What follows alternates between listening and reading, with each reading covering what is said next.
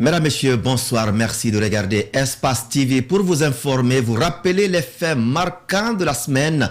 Toutes les questions que se posent les citoyens, c'est bien et ça fait de l'actualité. On se donne donc le devoir de vous les rappeler, les commenter, les décrypter et analyser avec les professionnels de l'information, mais aussi avec les acteurs impliqués qui ont la quintessence de toutes ces informations. Et c'est bien dans Club de l'actu pour votre plaisir. Finance, on en parle ce soir pour dire que si le libéralisme avait déjà amorcé sa course folle avec la liberté d'entreprendre, le commercer, entre autres, mais concevoir et contrôler sa propre monnaie constitue une fortune personnelle pourrait bien échapper au fisc. Les génies de la technologie facilitent tout et ne semblent plus se fixer de limites. Pour justement parler de la crypto-monnaie, son fonctionnement, comment y adhérer? Nous recevons dans cet après-midi, dans cette émission sur ce plateau, Abdoulaye Touré. Il est directeur général de Perfect Notes. Perfect Notes, c'est une autre structure dont vous comprendrez tout à l'heure les missions et les engagements. Monsieur Touré est déjà sur ce plateau. Monsieur Touré, bonsoir. Bonsoir, monsieur. Et merci d'avoir accepté notre invitation cet après-midi. Monsieur, à vous le merci. L'autre question, on va se la poser également, l'importation des véhicules en Guinée. La question divise encore les autorités et aussi les acteurs du secteur. En mars dernier, un nouveau décret a encore été rendu public dans lequel, décret d'ailleurs, le président de la République a interdit l'importation d'une certaine catégorie de véhicules sur le territoire guinéen. Mais cette décision n'est pas passée inaperçue, en tout cas du côté des acteurs, des importateurs. Et ils s'en plaignent et ils demandent des doléances au président de la République. Ils souhaitent des rencontres, mais aussi de la réglementation, mais en la faveur de toute la population. Cette question également, on l'aborde avec monsieur Moussa Sissé. Vous êtes le secrétaire administratif des importateurs de Guinée. Bonsoir à vous également. Bonsoir. Merci d'avoir accepté vous aussi notre invitation. Merci. Et l'autre question, on en parlera, Boubacar Diallo, Grenade et Mamadi, Condé alias Madik sans frontières sont désormais libres, mais de toute leur liberté. Le président de la République qui a gracié ces deux militants de l'UFDG et ils ont été rendus à leur famille hier samedi. La question aujourd'hui se pose de savoir à quelle monnaie peut-on s'attendre de cet acte du président de la République, parce que c'est quand même politique. La question se la pose avec deux confrères, des habitués d'ailleurs de cette émission. Il s'agit de Alpha Cabinet Sidimé. Alpha Cabinet Sidimé, vous êtes administrateur général du site actuguinée.org. Bonsoir. Bonsoir mon cher. Et merci d'avoir accepté vous aussi notre invitation. C'est gratuit. Le dialogue politique, il a été amorcé cette semaine. On en parlera et les acteurs, ils sont déjà mobilisés, mais c'est les transports. Alors que chacun s'attendait à voir les politiques autour de la table. Est-ce que le cadre, il est vraiment constitué? On en débat encore ce soir, si le temps nous permet bien sûr. Et le quatrième invité qui nous rejoint à présent dans cette émission, il va s'installer, c'est bien Thierno Suleiman Diallo. Il est du site d'information générale guinenews.org. Monsieur Diallo, je sais que vous avez bravé les embouteillages pour être là. Bonsoir. Il le fallait. Bonsoir à tous. Merci d'avoir accepté cette invitation. Merci. Heureusement que vous arrivez sur un plateau où la climatisation est au top. Heureusement. Alors, avant de débattre de toutes ces questions, on va d'abord savoir qu'est-ce qui a fait la une des sites d'information cette semaine, et c'est bien dans la revue de la presse avec Djibril Ba.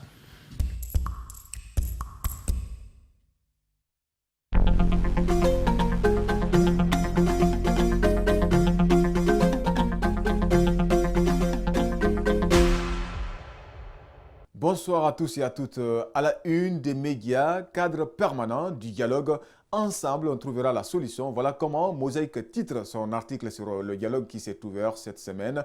Le facilitateur Fodé Bangoura, devant la presse, a salué à sa juste valeur le caractère inclusif de ce cadre de dialogue qu'il a lancé. Parlons de ce dialogue, le lynx.net écrit à sa manière, dialogue politique et social, le secteur des transports ouvre les dégâts.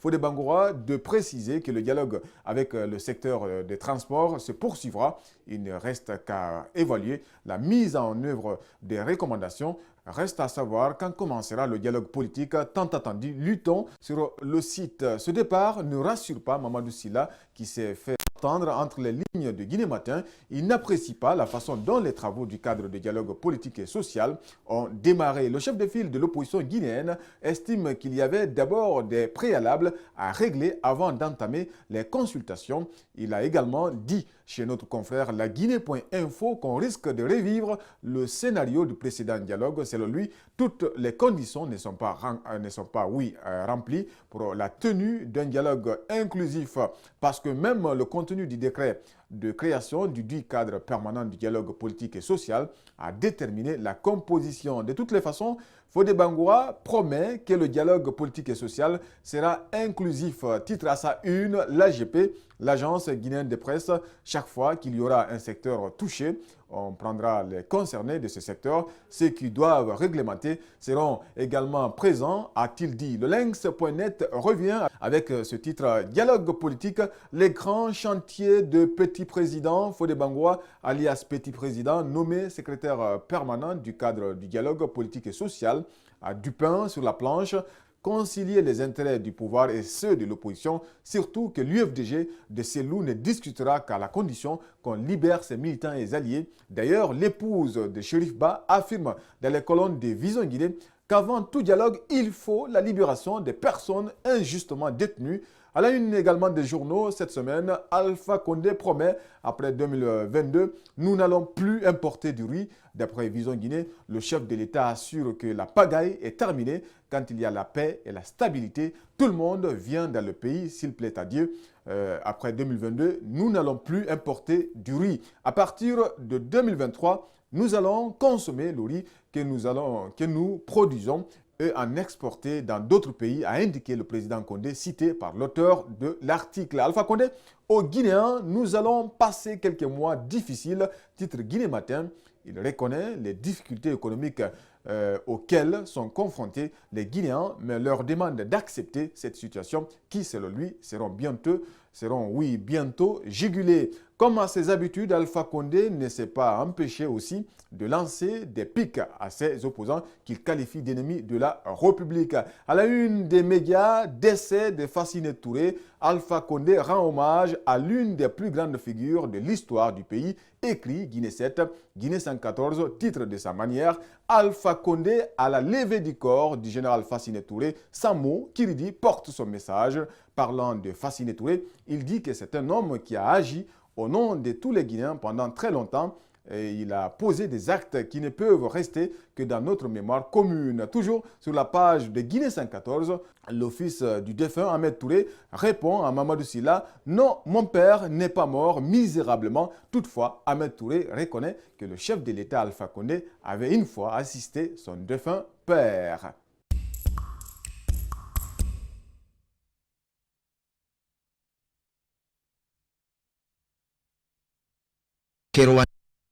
Guinée et partout d'ailleurs dans le monde à travers le bouquet Canal+.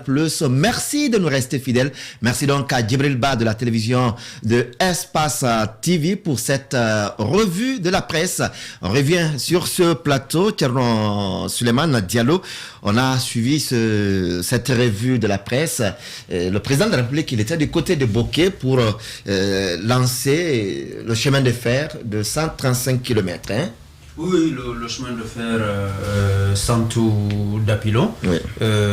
Pour la société minière SMB. Voilà, c'était pour la circonstance, pour ceux qui croient encore qu'avec les mines, la Guinée pourrait s'en sortir, c'était une bonne chose. Nous savons qu'il y en a aussi dans l'opinion qui pensent que au-delà des mines, il faut nécessairement faire autre chose pour pouvoir s'en sortir.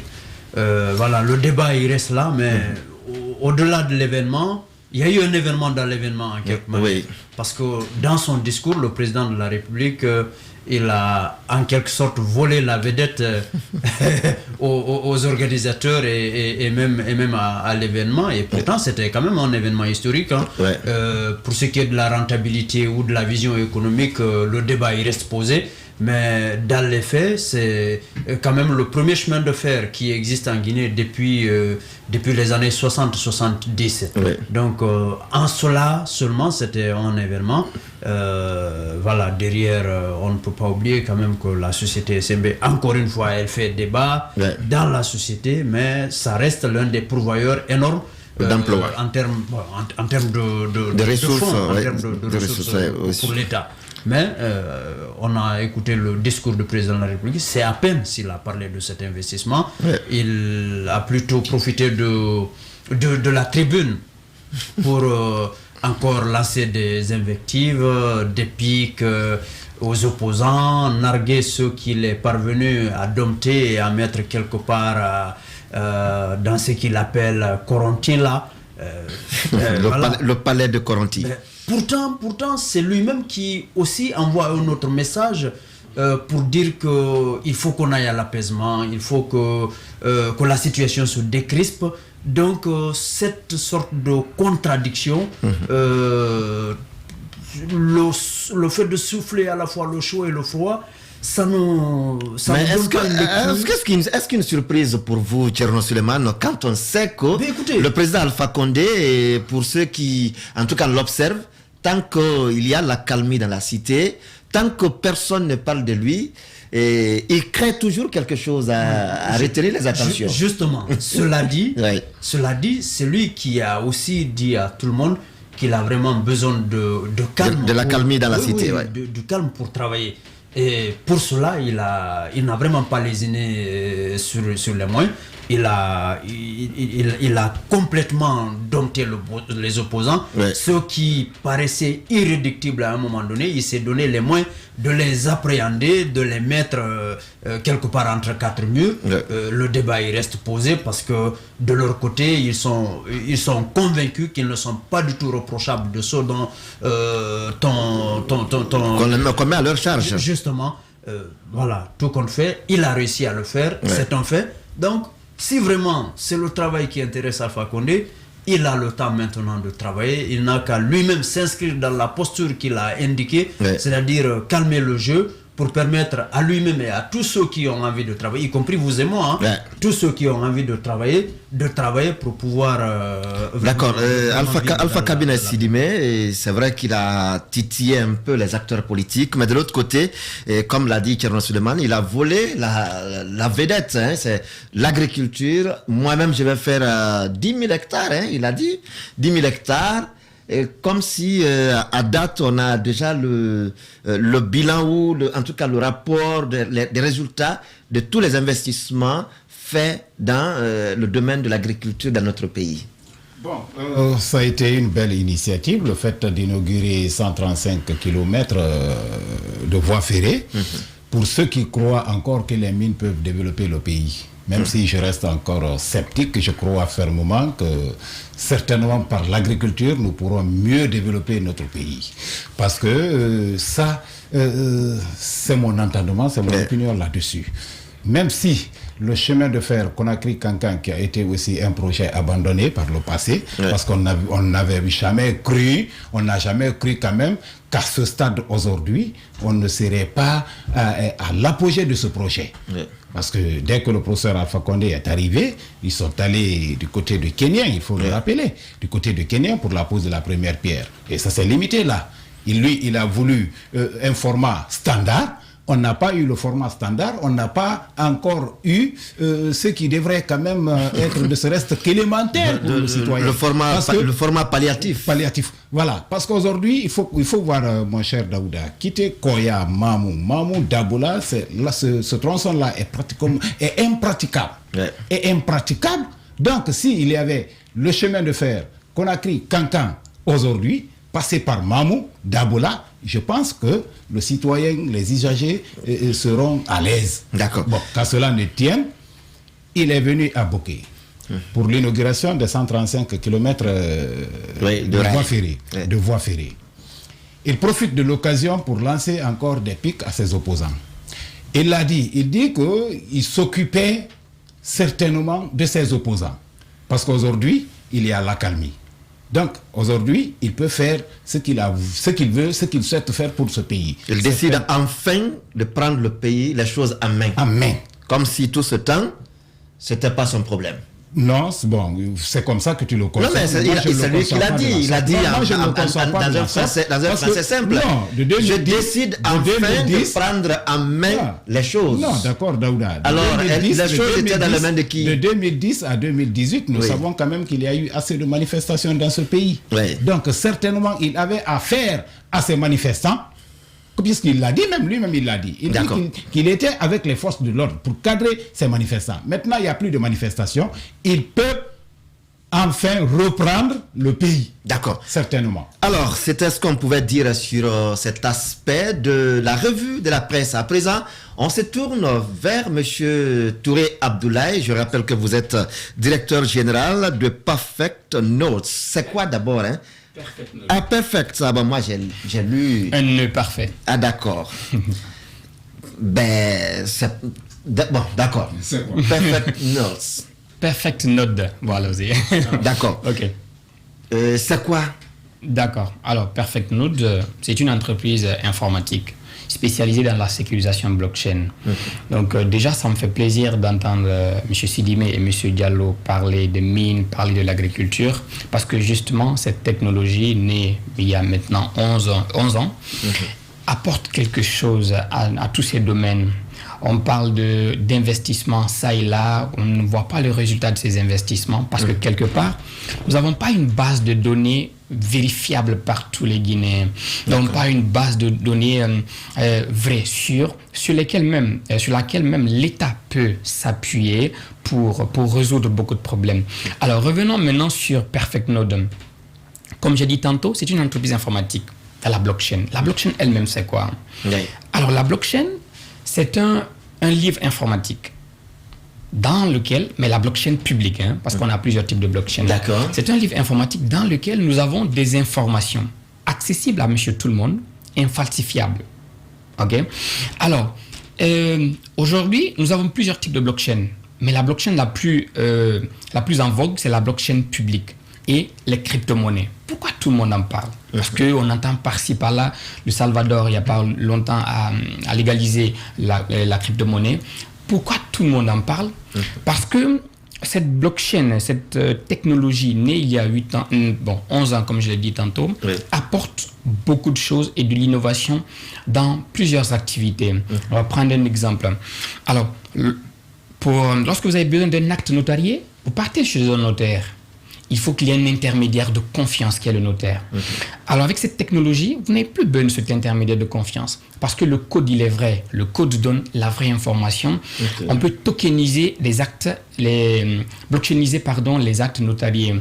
Dans l'agriculture, dans l'élevage, partout, nous avons besoin d'une information vérifiable par monsieur tout le monde, accessible à tous. Okay, nous pouvons mettre cette base de données dans une blockchain. D'accord. Alors, au-delà de l'utilité et de l'usabilité de cette technologie, nous avons aussi la crypto-monnaie, qui est la valeur marchande de cette technologie, qui est une monnaie numérique. Elle est de quel format? Ok, c'est une monnaie numérique, comme j'ai dit. D'accord. Mais nous appelons cela, c'est la valeur marchande de la blockchain. Parce que si je vous dis tout de suite, j'ai la possibilité de vous donner une information vraie où il y a des acteurs derrière qui inscrivent ces informations dans un registre. Personne d'entre nous n'est en mesure de falsifier ces informations. Vous allez me dire que ces informations vaut de l'or, n'est-ce pas? Alors si ces informations valent de l'or, nous pouvons créer un actif de confiance, un actif monétaire de confiance sur cette technologie que nous appelons la crypto-monnaie. D'accord. Alors, cette crypto-monnaie est aussi en vogue parce que pour certaines, elles prennent beaucoup de valeur. Regardez par exemple le Bitcoin de 2009 à aujourd'hui est passé de 0,01 $, à 34 000 aujourd'hui. On n'était même qu'à 63 000. On parle souvent de bulles spéculatives, mais nous, derrière, qui sommes techniciens, on sait que ce n'est pas une bulle. Parce que, je vous ai dit tantôt, l'information vaut de l'or. Et si la crypto-monnaie, c'est la valeur marchande de cette technologie et que cette technologie est en mesure de vous donner une information vraie, quelle que soit la valeur monétaire de cette crypto-monnaie. D'accord. Au fond, il n'y a pas de valeur. Alors, vous parlez de livres, vous parlez... comment se crée le Bitcoin? Parce que vous avez dit que c'est la valeur marchande. Hein? C'est ça. Oui. Ok. Le Bitcoin se crée comment? D'abord, c'est un protocole de consensus. On s'est dit, notre communauté X est là. Nous avons une blockchain qui résout un problème de société. Ok, prenons un exemple sur l'Ethereum. Le problème de société que nous allons résoudre, nous allons créer un protocole qui notarié par exemple. Ok, alors nous allons créer une monnaie numérique associée à cela. C'est un protocole de consensus et nous décidons le nombre de cryptos ou de tokens que nous allons mettre en circulation. Mais nous ne mettons pas toutes ces cryptos, toute la réserve en circulation parce qu'il y a ce qu'on appelle une rareté artificielle créée. Et la rareté faisant la valeur, si elle est créée, elle donne la valeur à la crypto-monnaie. Mais comment cette crypto-monnaie est mise en circulation? Je dis tantôt que nous avons des acteurs, ok, que nous appelons des validateurs pour les crypto-monnaies qui sont de la technologie de la blockchain Proof of Stake. Ouais. Nous avons aussi les mineurs pour la blockchain publique qu'on appelle le Proof of Work. Lorsque ceux-ci assurent la sécurisation du réseau, ouais, le protocole génère des unités de valeur qu'on appelle crypto-monnaie et on met en circulation.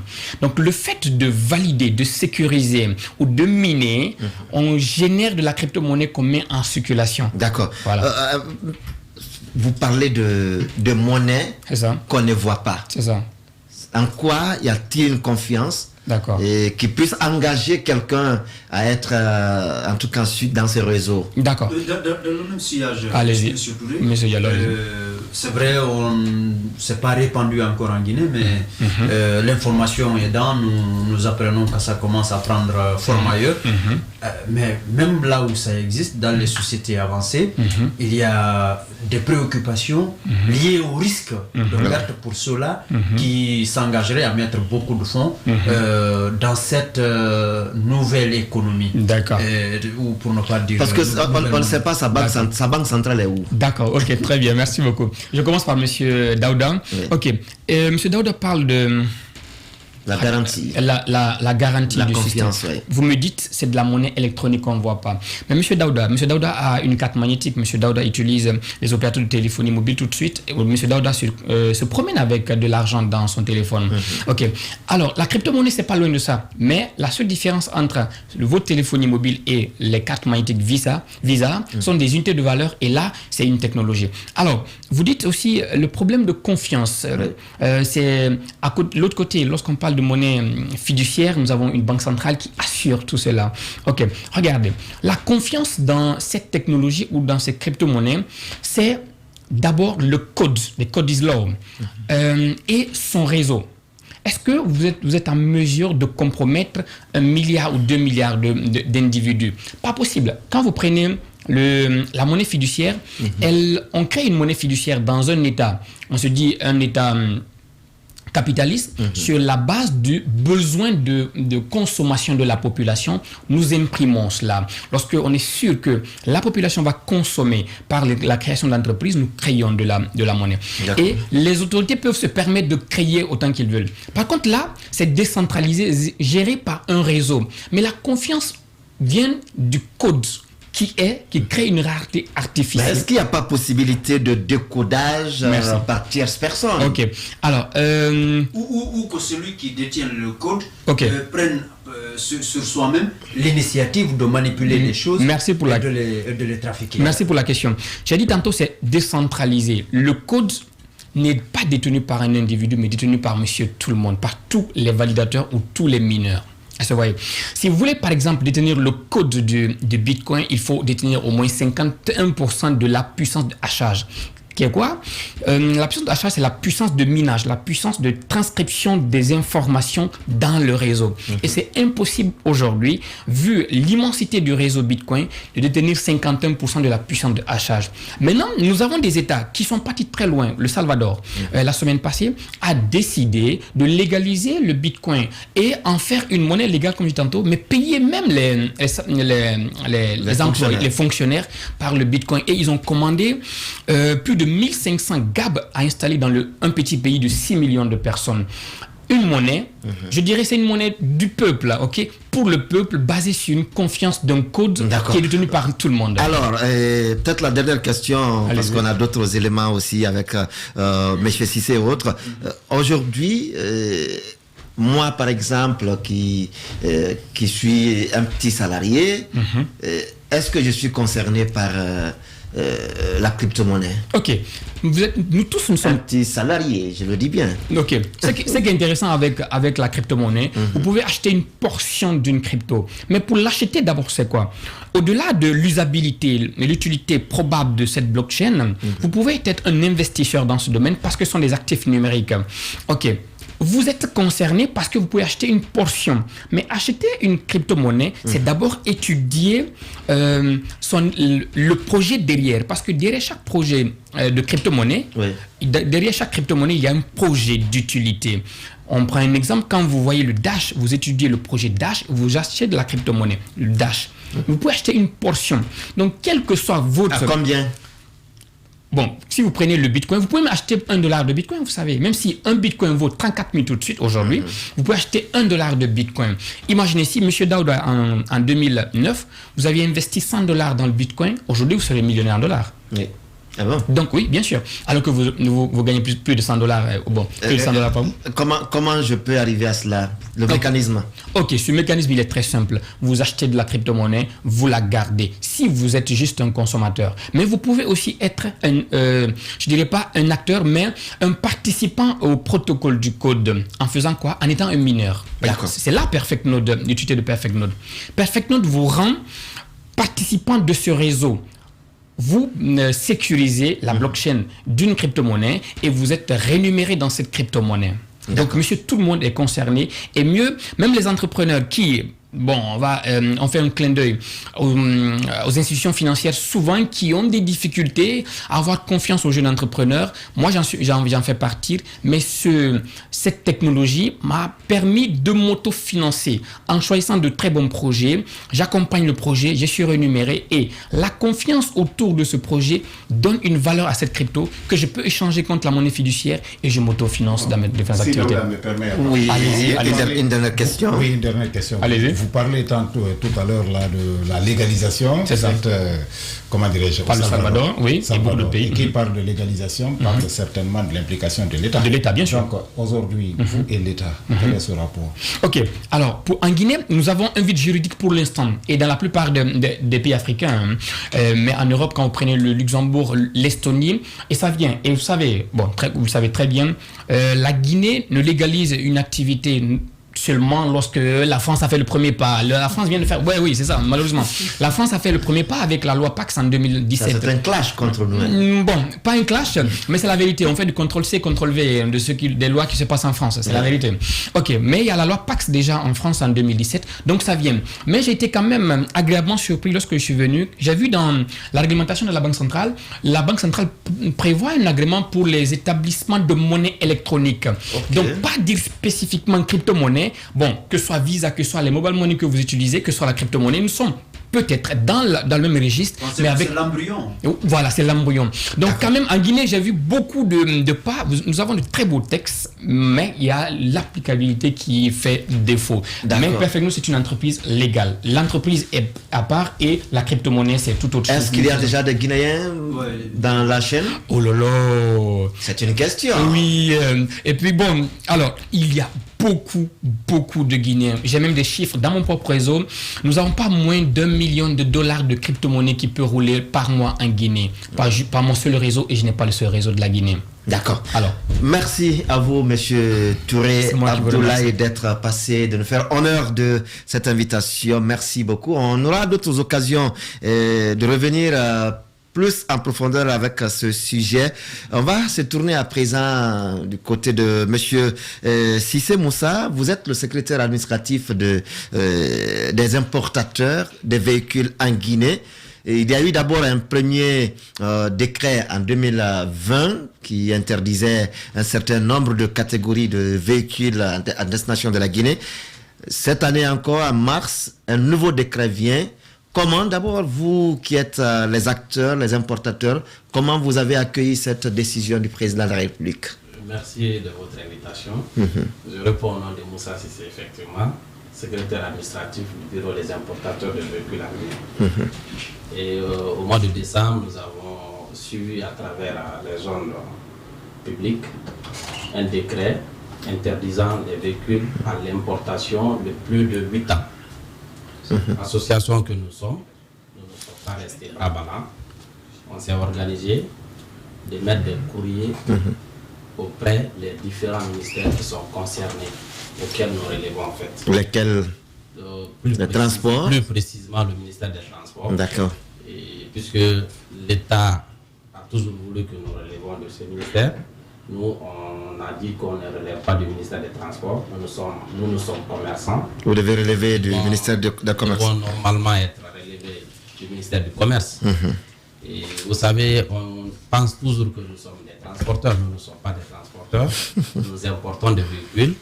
Nous les plaçons dans les parcs. Comme celui qui importe des loignons, les riz. Voilà, effectivement, nous sommes dans la même catégorie que les autres commerçants, en fait. Nous ne sommes pas transporteurs.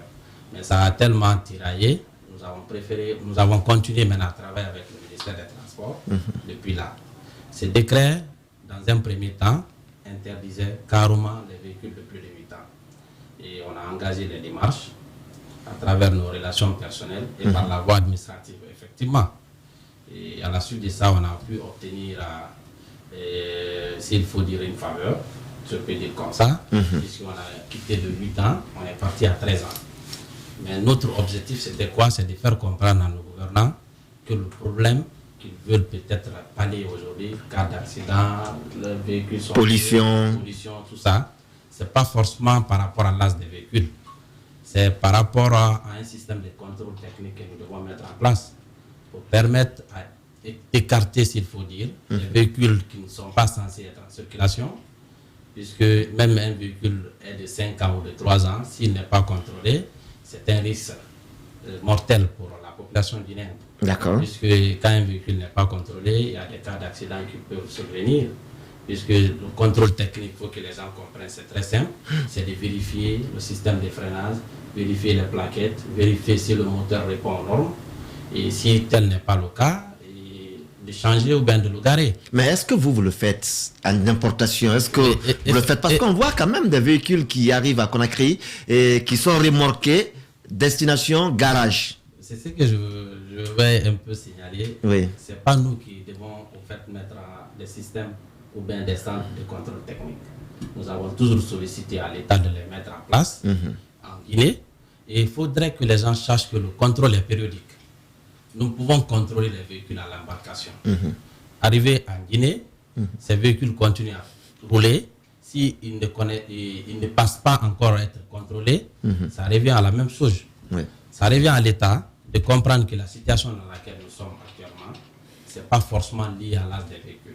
D'accord. C'est un problème de contrôle technique. Oui, Tcherno Suleiman a une question. Oui, justement, lors du second, disons du communiqué du ministère, le dernier communiqué du ministère, la circulaire justement du ministère des Transports, il a été question que la société James SAR soit celle qui, disons, soit en charge de ce contrôle-là.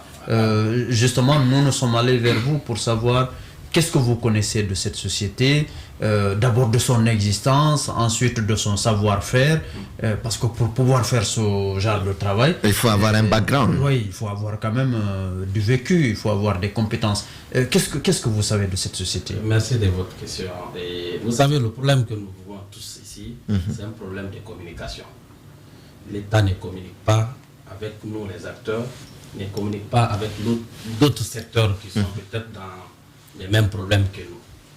Aujourd'hui, on parle de... Vous allez regarder vos téléspectateurs. Aujourd'hui, Ils ont besoin de savoir qui vous êtes. Aujourd'hui, on nous apprend que ce système de contrôle est confié à une société que nous-mêmes, on ne connaît pas bien. On apprend à travers nos partenaires qui sont de l'autre côté à Bruxelles, qui nous envoient des messages, c'est EGIMS qui doit contrôler vos véhicules. Certes, nous voulons que ça soit contrôlé, mais que ce contrôle se passe en Guinée. Puisque quand le contrôle se fait, par exemple, à l'étranger, c'est de l'argent qui va dans la caisse des gens. Nous, on a toujours estimé que le contrôle est possible. Oui, mais est-ce que le contrôle, en faisant le contrôle sur place, ça peut pallier aux problèmes qu'on veut éviter? Parce qu'une fois la marchandise est là... J'aurais même appris que ça ne sera pas un véritable contrôle là-bas. Okay. Ils vont tout juste envoyer des véhicules, vérifier si le clientèle est normal, vérifier s'il n'y a pas de fumée derrière, voir l'état du moteur physiquement. Ils n'ont pas prévu des machines qu'il faut pour ça. Parce que l'article 2 de ce décret dit par exemple, tout véhicule d'occasion doit justifier l'obtention d'un certificat de contrôle technique avant embarquement à destination de la République de Guinée. Article 3, l'âge limite des véhicules à l'importation est fixé à compter de leur date de première mise en circulation à l'étranger. Oui, effectivement, et ces différentes dispositions-là stipulent cela. Et nous, on a toujours estimé que nous voulons que les contrôles soient effectués. Nous sommes partants. Mais limiter l'âge des véhicules aujourd'hui à l'importation, ça va beaucoup fatiguer le bas peuple de Guinée. C'est de ça qu'il s'agit. En quoi? Puisque les véhicules de moins de 13 ans, ce ne sont pas des véhicules qui sont moins de 100 millions de francs guinéens. Dans les conditions normales. Nous sommes tous aujourd'hui, nous suivons les actualités. Il s'agit juste d'être sur l'internet pour connaître les différents prix des véhicules, pour savoir combien ça vous revient. Aujourd'hui, nous avons une population qui paie des véhicules de 25 à 30 millions. Et la question que nous devons nous poser, pourquoi les gens payent des véhicules tout le temps? Les véhicules marchent comme des petits pains. Pourquoi? Parce que nous n'avons pas un système de transport fiable en République de Guinée. Nous n'avons pas de système de transport public qui est pratiquement inexistant. Il faut aussi respecter certains préalables si vous voulez faire des réformes dans certains secteurs. Les préalables aujourd'hui dans ces secteurs de transport en Guinée, pour prendre une telle décision, que les gens voient au moins 100 ou 200 bus neufs en circulation. Au moins que ça puisse au moins soulager un certain nombre de populations. Parce que quelle que soit quand même la situation, il y a des gens aujourd'hui qui peuvent le faire, mais c'est 1% de la population guinéenne qui puisse s'acheter des véhicules tels que cités par les différentes dispositions dans le décret qui a été peut-être signé au mois de décembre. Voilà un peu le problème auquel nous sommes confrontés. Vous dites peut-être parce que ce même décret dit qui abroge toute disposition de 2020, bien sûr. Et le malheur dans tout ça, et quand on est parti voir le Premier ministre, il a eu l'aimabilité de nous recevoir. On a expliqué que nous sommes prêts à les accompagner par rapport à toute décision qui rentre dans le cadre de l'amélioration des conditions de vie des Guinéens. Mais le problème aujourd'hui, on a payé des véhicules qui sont encore à l'étranger. Ces véhicules-là ne sont pas rentrés. De nous accorder 6 mois pour que nous puissions envoyer nos véhicules. Parce qu'à cause du coronavirus, le calendrier des armateurs aujourd'hui est perturbé. Ils n'arrivent plus maintenant à naviguer comme avant. Avant, c'était 2 ou 3 semaines ou 1 mois, des marchandises sont là. Aujourd'hui, ça peut prendre 2, 3 mois, 4 mois, et les véhicules que tu as achetés ne sont pas encore arrivés. D'accord. À notre grande surprise, on apprend encore une autre circulaire qui détermine même la date à laquelle, si on n'envoie pas nos marchandises, aucun véhicule. C'est à ce mois de 15 juillet. À partir du 15 juillet, il n'y aura aucun véhicule qui sera autorisé en Guinée qui est au-delà de 13 ans. D'accord. Oui, Alpha Kabine Sidimé. Moins de 13 ans aujourd'hui, une voiture coûtera 100 millions de francs guinéens. Ce qui veut dire que nous qui sommes sur la table ici, ça serait difficile pour nous quand même d'acquérir une voiture. Mais est-ce que tu sais, M. Touré? Non, je ne parle pas du crypto. Je ne parle pas du détenteur de cryptoman. Pas cryptoman, crypto-monnaie. Crypto-monnaie, voilà. Crypto-monnaie, pardon. Voilà. Donc, M. Cissé, vous qui êtes professionnel en la matière, est-ce qu'aujourd'hui vous pouvez garantir à l'État de relancer certainement Civita qui était à côté, qui est mort, pour le contrôle technique? Avec Balamoussa Keita. Oui, là, voilà, avec Balamoussa Keita. et que vous, qui êtes professionnel en la matière, vous pouvez contrôler les voitures, les véhicules à l'importation. Est-ce que vous pouvez le faire? Voilà ce que nous on a proposé de manière logique. Nous voulons que ça marche. Personne n'est aujourd'hui contre l'avancement de notre État, de notre pays. Nous voulons ressembler aux autres États qui sont en avance. Mais ça demande le respect d'un certain nombre de préalables. Qu'est-ce que nous voulons? Nous pouvons même créer une société mixte. Nous avons parmi nous les importateurs de véhicules qui sont allés à l'école, qui sont lettrés. Ils sont beaucoup. Aujourd'hui, moi, on me délègue seulement d'aller parler à leur nom. Ils sont aussi préparés financièrement. Ils ont aussi des relations à l'extérieur comme à l'intérieur qui peuvent, avec l'État, mettre une société mixte ou 50-50 avec les fonds qu'il faut. Mettre des centres de contrôle technique, ce n'est pas aussi compliqué. Vous avez fait cette proposition? Oui, on en a fait. Et quelle a été la réaction? Le problème est que, c'est ce que je vous dis, nous avons un problème de communication. On a déposé un courrier pour rencontrer le Premier ministre, ça nous a pris 3 mois pour le rencontrer. Ok. Oui, mais lors de la première interdiction, avant c'est l'élection des trucs. 2015, est-ce que ça a pris ce temps? Pardon? La première interdiction. La première interdiction était aussi... Ils ont compris que ce n'était pas possible. Non, comment? Parce qu'il y avait l'élection présidentielle. Non, quand on se dit que ce n'était pas possible, je vous ai toujours dit, pour vraiment mettre en place cette décision, ou bien pour appliquer cette décision-là. Ne fuyez pas les mots. Non. La première interdiction, il y avait la première interdiction, je vous rappelle que c'était en 2016. Voilà. C'était pas en 2015. Okay. L'élection était déjà passée. C'était avec Oye. Hein? Oui, c'était avec Oye. C'était non seulement être encore à Kouria. Non seulement il fallait interdire les véhicules de plus de 8 ans, il faut aller encore à Kouria. Kouria qui a 50 km, plus de 75 km. Mais pourquoi ils disent exactement moins de 13 ans? Pourquoi? Ils pensent, votre avis, ils pensent, Raison technique. ils pensent que pour finir avec la pollution de l'air, pour finir avec les cas d'accident, il faut limiter l'âge des véhicules. Pas la pollution de l'air, Daouda. Vous avez vu le bus du ministère d'État de l'environnement. C'est ce que je veux dire. Ils pensent ainsi. Le problème aussi est que ce qui nous avance comme argument, c'est les cas d'accident. C'est la pollution de l'air. On ne sait pas si, par exemple, s'ils ont signé l'accord de Paris qui s'est passé, qui les oblige encore à aller avec l'affaire des véhicules, pour limiter l'âge, mais il y a des réalités, des Guinéens qui sont là. D'accord. Maintenant, vous parlez avec vous avez rencontré le Premier ministre, même si le temps que cela a pu prendre, vous avez parlé avec le Premier ministre. Est-ce que, avec votre ministre de tutelle aujourd'hui, M. Keita, M. Keita, le nouveau ministre des Transports, est-ce que vous avez, Mamadi Keita, est-ce que vous l'avez rencontré et qu'est-ce qu'il vous a dit? Oui, on a pu le rencontrer pour lui féliciter d'abord de sa nouvelle nomination. Et on a dit que nous sommes prêts à accompagner le gouvernement dans toutes ces initiatives qui rentrent dans le cadre du développement de notre pays. Et on a encore rappelé que nous ne voulons pas qu'ils insistent sur l'âge des véhicules. Nous voulons qu'ils insistent sur le contrôle technique. Un véhicule peut avoir 20 ans, mais s'il est périodiquement contrôlé, il peut tenir encore longtemps. Nous sommes commerçants. Aujourd'hui, on pense que nous défendons seulement que nos intérêts. Mais nous savons que... En grande partie, oui. Non, le problème est que, certes, c'est normal aussi. Certes, nous pouvons défendre nos intérêts. Mais le véritable problème revient au peuple de Guinée. Le commerçant, quand il est coincé là, il prend son argent, il va de l'autre côté. Il peut continuer à tourner.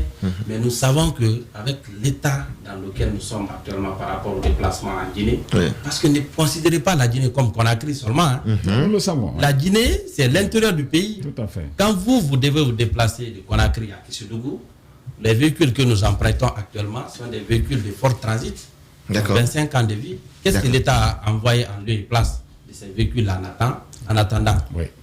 Tu sais, il faudrait que nous soyons logiques. Nous voulons que ça change. D'accord. Et c'est pourquoi nous, on est capable même de proposer à l'État. Mais ne courons pas vite.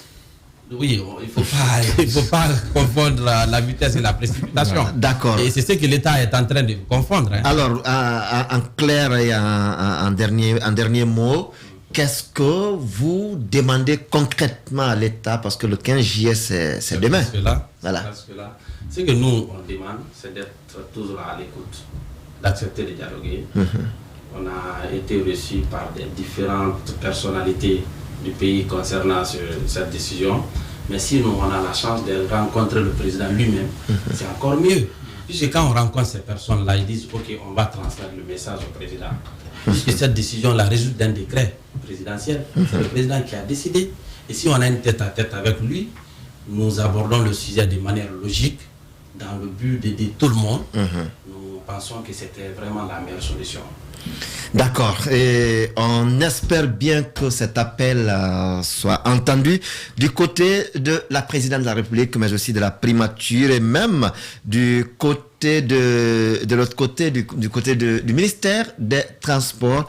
On attend bien que l'appel soit entendu de ce côté. Merci à vous également, monsieur Cissé Moussa. Je rappelle que vous êtes le secrétaire administratif du réseau des importateurs, parce qu'on nous apprend aussi qu'il y en a beaucoup de réseaux. Hein. Le bureau, ouais, non, il y a un seul bureau, d'accord, dans les reconnus, qui représente tous les importateurs de véhicules, qui est AIVOP, Association des importateurs de véhicules d'occasion et des pièces détachées. D'accord. Merci à vous également d'être passé dans cette émission. On va changer à présent de sujet, de thématique. Je vous le disais, Boubacar Diallo alias Grenade.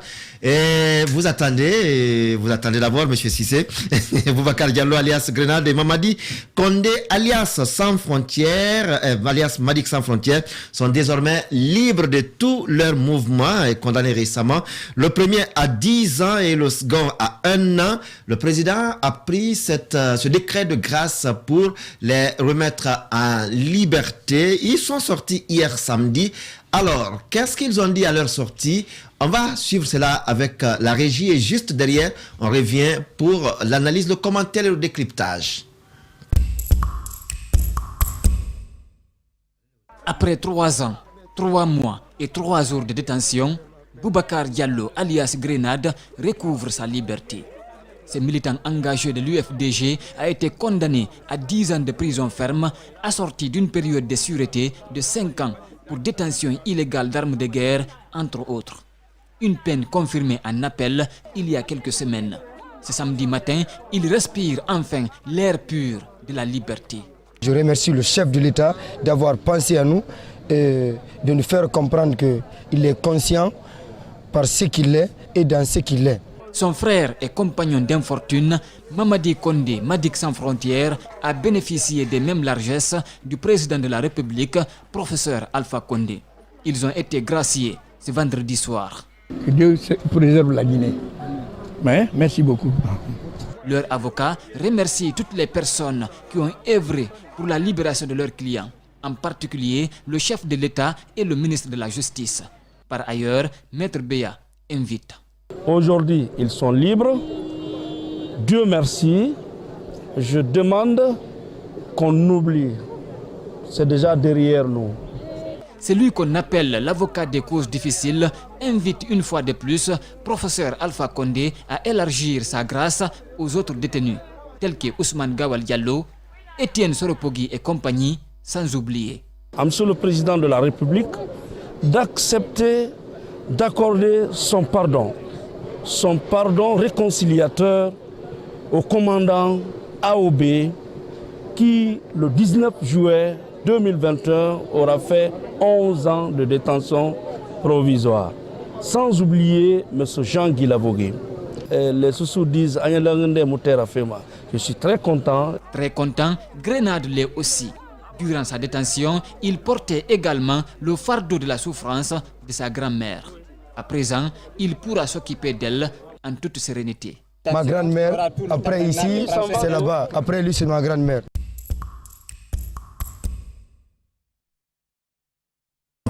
Mamadou Kalisso de la rédaction de Espace TV.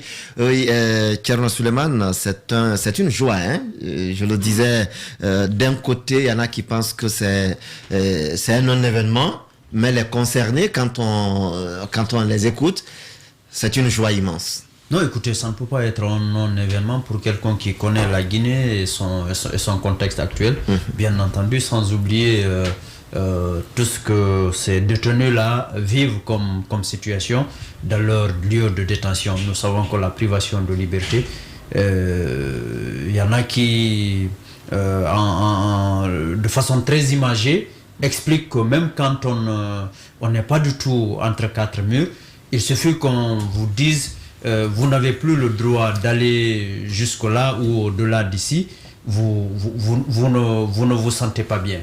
Prenez l'exemple du couvre-feu, par exemple, à l'occasion de la crise de Covid. Vous savez qu'à un moment donné, c'est fatigant, c'est difficile à tenir. Ouais. Hein? À plus forte raison, rester entre quatre murs dans des conditions qu'on ne peut pas imaginer, qu'on vous dise que celui ou ceux-là qui finalement cesse de vivre dans cet endroit parce que quelqu'un a décidé, celui qui peut décider de le sortir de là l'a fait, voilà, ça ne peut pas être un non-événement. D'accord.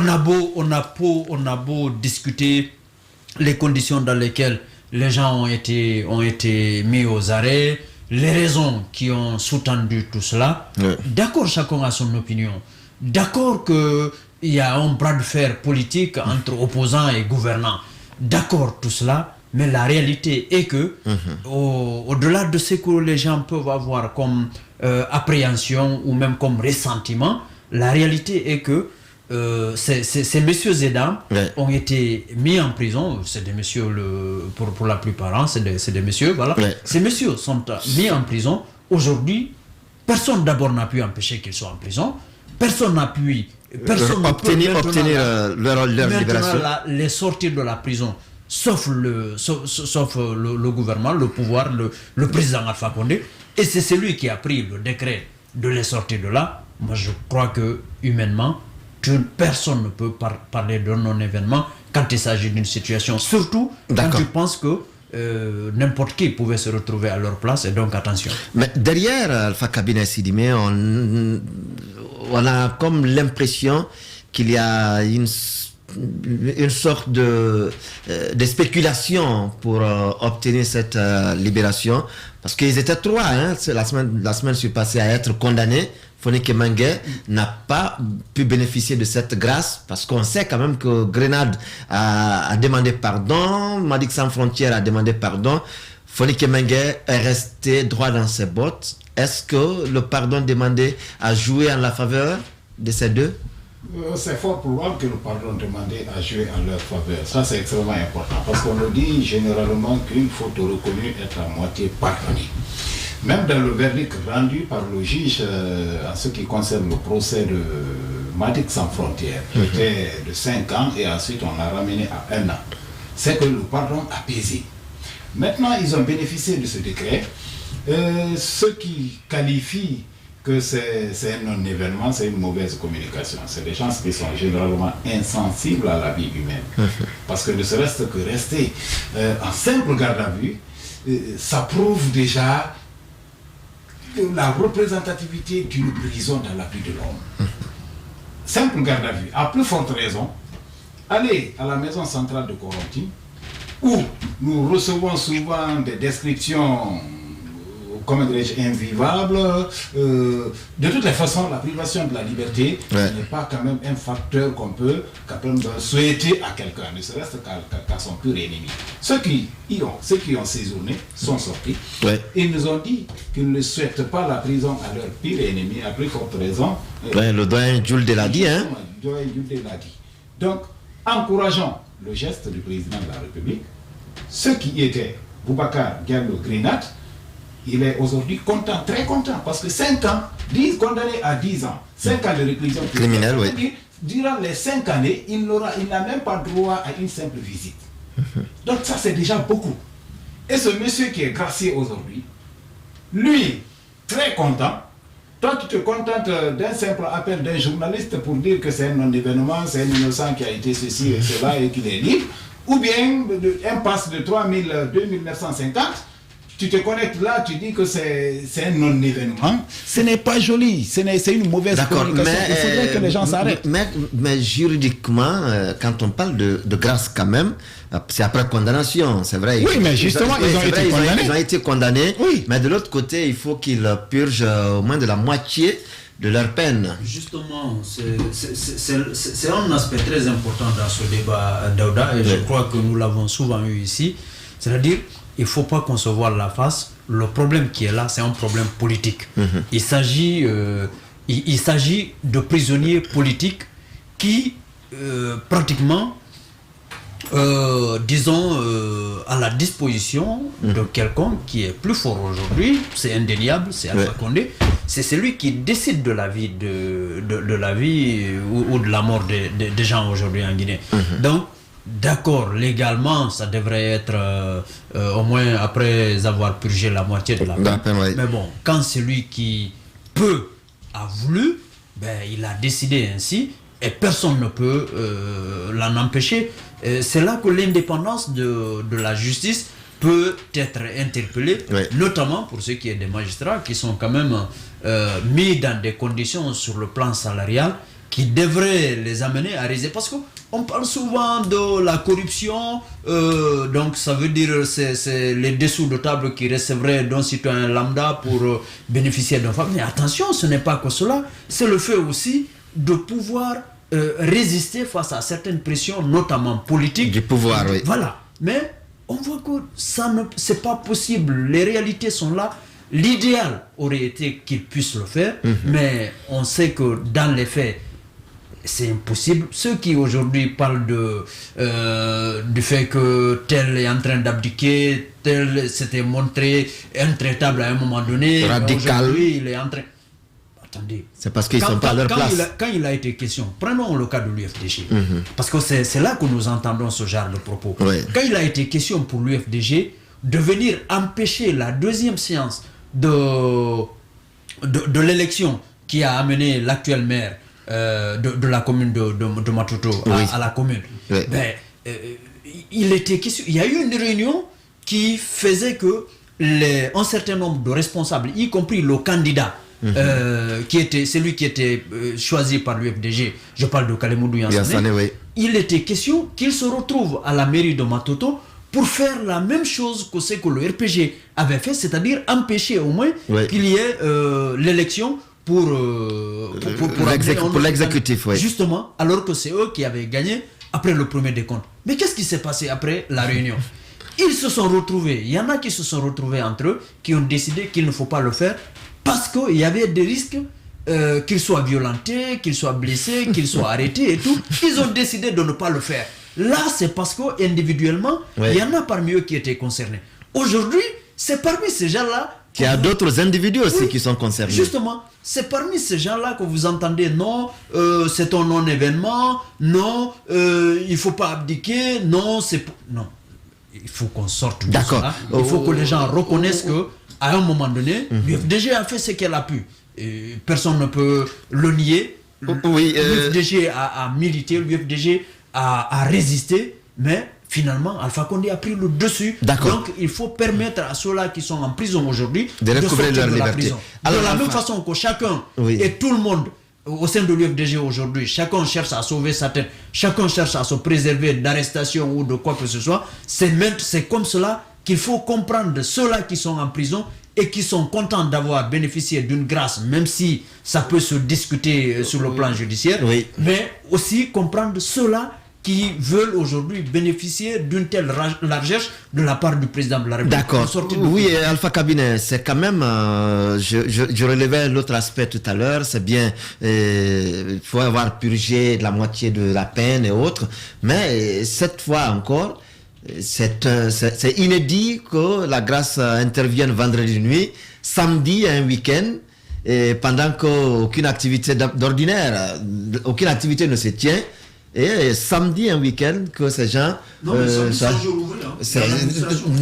Mais lorsque vous avez un problème, vous êtes retenu en garde à vue le samedi, c'est lundi, on vous dira que c'est un jour non ouvré. Oui, effectivement. Si c'est le président de la République qui a ce droit de gracier n'importe qui et n'importe quand, au moment voulu, je pense qu'il n'y a pas péril à la demeure. En ce qui concerne cet aspect assez juridique-là, pointu, je ne suis pas juriste. Mais moi, je suis quand même très content de voir quelqu'un sortir d'une prison. Pour moi, c'est l'essentiel. Maintenant, que la personne purge la moitié de sa peine ou pas, je me dis que c'est des petits détails, moi, qui ne m'intéressent pas. L'essentiel, qu'ils sortent de la prison, ils sont sortis de la prison. À partir du samedi, ils étaient tous chez eux. Il y a Madik Sans Frontières qui est même venu saluer sa famille politique. C'est tout à fait normal. Moi, ce sont ces faits-là qu'il faut encourager. D'accord. Est-ce qu'aujourd'hui... Autre chose, Daouda. Oui.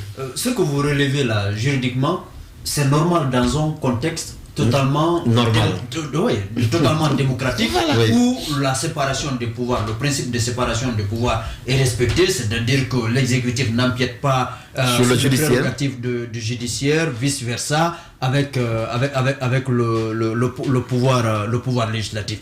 Nous savons que ça existe théoriquement en Guinée, mais dans les faits, nous savons que l'exécutif est prédominant sur les autres pouvoirs. Et c'est comme cela qu'il y a eu des procédures qui ont embastillé des gens, qui les ont mis en prison. Moi, je ne suis pas d'accord que cela se fasse. Mais quand cela s'est fait, admettez que celui qui a eu la force de pouvoir faire tout cela, à un moment donné, qu'il puisse décider de libérer les gens, que ce créneau-là Alors, l'autre question, c'est bien autour du dialogue. Est-ce qu'on peut présager, avec cet acte du président, on peut présager que ça pourrait être une goutte d'eau qui serait dans le moulin de l'UFDG à faire, en tout cas, un pas vers ce dialogue qui, de toute façon, a commencé autrement? Moi, je pense que la libération aujourd'hui de ces gens-là, de ces détenus, ça, c'est un acte politique, c'est un autre paramètre. Le dialogue politique, même s'il faut le lier après, je sais qu'il faut le lier, même s'il faut le faire après, mais le dialogue politique en ce qui concerne ce cas présent, le départ d'abord emprunté par le secrétaire, c'est le secrétaire permanent, monsieur Elhaj Fode Bangoura, qui a réuni ici les transporteurs, les policiers, les gendarmes. Je pense qu'on n'a pas besoin de ça. Le problème aujourd'hui de ce pays, c'est s'il y a une crise, elle est purement politique. Réunir les syndicats et que ces syndicats doivent être représentés par d'autres syndicalistes le long des routes, je pense que c'est vide de sens. Ce n'est pas le rôle d'un syndicat venir comment dirais-je, au barrage de Fortune où ces gens-là arnaquent à ciel ouvert, connus de tous. Je pense que ce n'est pas le rôle du syndicat. L'équipe de Hadja Rabiatou, Sera Diallo et M. Fofana, paix à son âme, ils avaient exigé ça dans leur protocole d'accord. Et il y a eu à l'époque moins de barrages. C'était en 2007. C'était en 2007. Il y a eu à l'époque moins de barrages. Aujourd'hui, il y a un nombre incalculable aujourd'hui des barrages le long de Même s'il y a une certaine cartographie de checkpoints qui nous avait été On a lu combien de fois le communiqué conjoint du ministère de l'Intérieur et du ministère de la Sécurité et du ministère de la Défense nationale. Combien de fois? Qu'est-ce que cela a servi? D'accord, à vous entendre. Ça n'a pas servi parce que ces gens-là même observent de près ou de loin ce nombre incalculable de barrages. Et nous savons tous ce qui se passe. À vous entendre, on n'avait pas besoin pour l'instant des transports. Pour l'instant des transports, pour l'instant des policiers, parce que les policiers, les agents de police, ils savent qu'est-ce qu'ils doivent faire. La police routière, elle sait ce qu'elle doit faire. La police, les gendarmes aussi savent aussi ce qu'ils doivent faire. Le problème aujourd'hui, s'il y a une crise, c'est purement politique. Donc, appelle les acteurs politiques autour de la table et donne le sujet qu'il faille discuter. D'accord. Est-ce que cette première action de Fode Bangoura, du secrétaire permanent du cadre de dialogue, n'est juste pas je sais pas, du matu-vu, parce qu'on sait que le décret qui a institué le cadre a quand même prévu la présence dans l'ameublement des représentants de l'opposition, de la mouvance, de la société civile, du gouvernement. Aujourd'hui, on ne sait pas encore qui est venu de l'opposition, qui est venu de la mouvance, qui est venu de la société civile. Le secrétaire permanent engage les actions. Est-ce que pas juste d'amuser de la galerie? Pour l'instant, ça tend vers ça. Vous savez, on a cette quand même spécialité en Guinée. Vous savez, avant avant les élections législatives, il y a eu une sorte de dialogue aussi qui avait été piloté dans les temps par le Premier ministre, qui avait dans ses prérogatives les négociations sur le plan social. Vous avez vu le monde défiler au palais de la Colombe dans les temps où voilà, telle corporation venait pour exposer ses préoccupations, après dont il fallait prendre en compte dans la Constitution. Voilà, pendant que les principaux opposants, à savoir Sidia, enfin pas Sidia, l'UFR et l'UFDG, entre autres, refusaient d'aller là-bas. On a vu d'autres partis qui sont allés rencontrer le Premier ministre et tout. Après, les élections ont eu lieu, nous savons ce qui s'est passé après, parce que finalement, nous avons entendu des dénonciations qui disent que ce n'est pas les résultats des élections qui sont sortis, c'est plutôt des attributions qui ont été faites de sièges pour récompenser ceux-là qui ont accompagné.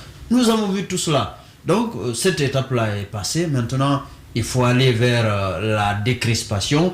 Mais pendant que les principaux éléments, encore une fois, l'UFDG, l'UFR, le PEDN, traînent les pas, il faut amuser la galerie, il faut donner l'impression que la vie ne s'arrête pas parce que Cellou Dalein ou Sidia ou Lassana Kouyaté ne participent pas au processus, pendant que, dans les faits, c'est vrai, ça bloque quelque part. D'accord. C'est une portion importante de Guinéens qui se reconnaissent en ces partis-là, en ces leaders-là, qui ne prennent pas part au processus pendant qu'on parle de dialogue pour décrisper. Donc je crois que le président de la République, il devrait aujourd'hui regarder la réalité en face, se dire que voilà, il a gagné haut la main la bataille contre ses opposants, il y a eu des tueries et tout, il l'avait prévu et tout. Ouais, parce que ça s'est passé ailleurs, mais c'est passé la Constitution. Maintenant que tout cela est passé, il veut que les choses se normalisent, il n'a qu'à aller droit au but. D'accord. Il n'a qu'à prendre son téléphone, appeler Cellou, appeler Sidia, après Lassana Kouyaté. Ils n'ont qu'à se retrouver pour discuter, bien sûr avec les autres acteurs, mais ce sont là les plus importants politiquement aujourd'hui dans le pays. D'accord. On ne peut pas les mettre en marche. Oui, Alpha Cabinet, c'est quand même, c'est vrai qu'on puisse se réjouir de cet acte du président. Ce n'est quand même pas, ce n'est pas un acte gratuit. Il faut tout de même s'attendre à une certaine monnaie. On a déjà vu la rentrée de Tchangel au pays après 5 ans d'exil qui referme sa page politique et pour autre chose. Est-ce que c'est pas une autre monnaie qu'on pourrait demander également à Madic Sans Frontières, à Grenade et autres? Grenade qui dit qu'il va s'occuper de sa grand-mère au village. Oui, Daouda, il n'y a même pas la question, il ne faudrait même pas se poser cette question. Parce que pour qui connaît le président Alpha Condé, tout acte posé par Alpha Condé est politique.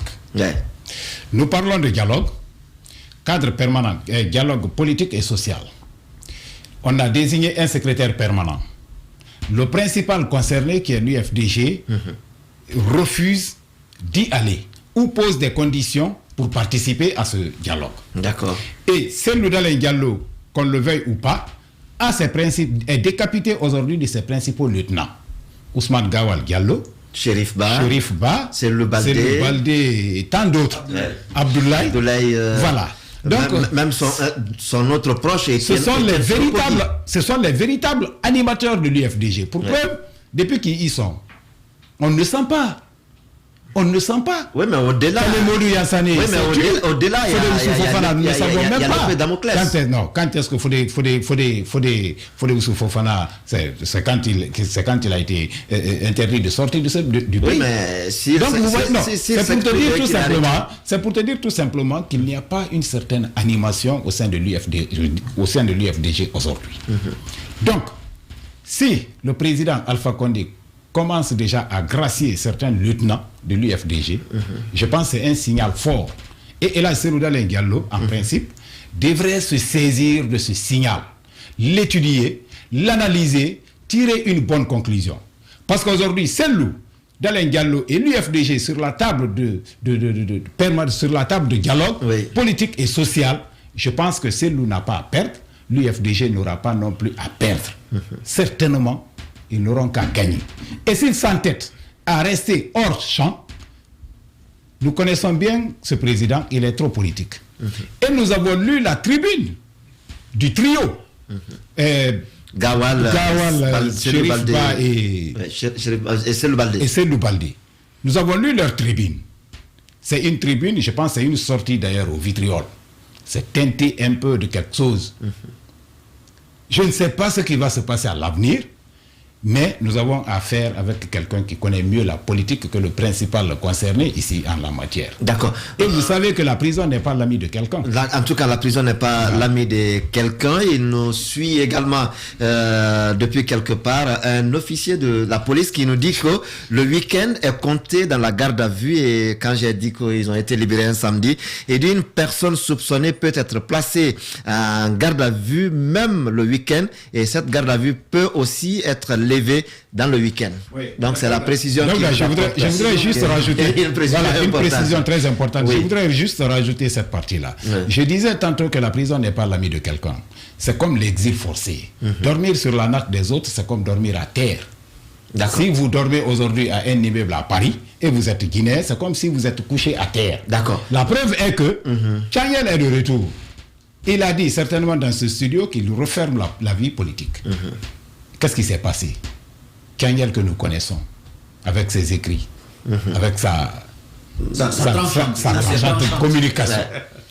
Donc, quelqu'un qui se tait comme ça, il dit, il tourne définitivement la page politique. Vous voyez ce que ça présage. C'est à celle dans les dialogues de tirer la bonne conclusion. C'est un exemple. L'orgueil ne l'arrange pas. Important, mais pour moi l'exemple le plus illustratif dans ce sens est le président Condé. Alpha Condé, quand il a été mis aux arrêts sous Lansana Conté ici, et il a fait ces 2 ans, près de 3 ans, à la maison centrale. Quand il est sorti, ce n'était pas le même. On l'entendait moins jusqu'à... Et surtout, à l'époque, il faut rajouter, à l'époque, les choses ne sont pas aussi comme celles d'aujourd'hui. Parce que Alpha Condé, déjà d'abord, c'est quelqu'un qui a un gabarit, un échelon sur le plan international. C'est un peu un carnet d'adresses éloquent. C'est différent de la Selouda Lendialo. Oui, ça il faut l'avouer. Donc, aujourd'hui... Tchangel, il est rentré par exemple, il se retire de la politique. Est-ce que si on s'en tient aux négociations, on peut présager déjà s'ils adhèrent à cette même dynamique, Ousmane Gawal, Selou Baldé et autres, peuvent aussi être graciés une fois le procès tenu? Je voudrais préciser juste avant de répondre à votre question que la gabarit d'Alpha Condé opposant et celle de Dalin aujourd'hui, c'est pas forcément différent. Oui, mais le carnet d'adresse... Le carnet à l'international, non. Ne polémique pas. Répondez à la question, pas polémiquer. Là, sur ce côté, le carnet d'adresse d'Alpha Condé est éloquent, bien fourni. Désolé, dans sa situation actuelle, je ne sais pas s'il pourra l'exploiter à bon escient. Alors s'il est en train de l'exploiter, ça ne le sert pas. S'il est en train de l'exploiter, si Selou est en train d'exploiter aujourd'hui son carnet d'adresse comme vous le décrivez, ça ne le sert pas. Alors, le carnet d'adresse d'Alpha Condé le sert. 2 minutes nous séparent la fin. En attendant, voilà, je voulais quand même... Est-ce qu'on peut s'attendre également à leur sortie? Tout dépend de la façon dont le pouvoir va jouer. Parce que pour moi, il n'y a pas de doute possible. C'est le pouvoir qui mène de bout en bout ce processus. Si le pouvoir crée les conditions pour les mettre dans des conditions d'accepter, disons, une décision du président de la République après pour les sortir de prison, pourquoi pas? Seulement, il faut que ce soit dans la manière, parce que je ne pense pas que un Chérif Ba, un Ousmane Gawal et même un Abdoulaye Ba ou Etienne Seropogui soient dans des dispositions de dire que je sors de prison aujourd'hui. Je quitte la politique. Je ferme ça, si tu leur demandes ça veut dire que tu leur demandes de plutôt signer leur arrêt de mort. Je pense pas qu'ils soient qu'ils soient dans des dispositions de signer ce genre de... Voilà ce qu'on pouvait se dire ce soir sur l'actualité. Vous avez suivi avec le blockchain M. Abdoulaye Touré qu'on a reçu dans ce studio, mais aussi le secrétaire administratif des importateurs de véhicules, Moussa Sissé. Et vous nous suivez partout dans le monde, à Poredaka, c'est à Mamou, à Tougué, à Lero également, vous nous regardez en Vasseredou, ça c'est à Massanta, même à Wendekenema, vous nous regardez partout dans le Bokeh, le Kakandé. Merci de nous préférer. On se retrouve encore dimanche prochain quand il sera à 18h30 avec d'autres faits qui marqueront la semaine qui s'achève. Merci à nos techniciens, Mamoudou Kondé, Nalaï Sidibé, Lamine Sidibé, Abakar Fotesouma, mais aussi Salim Fofana.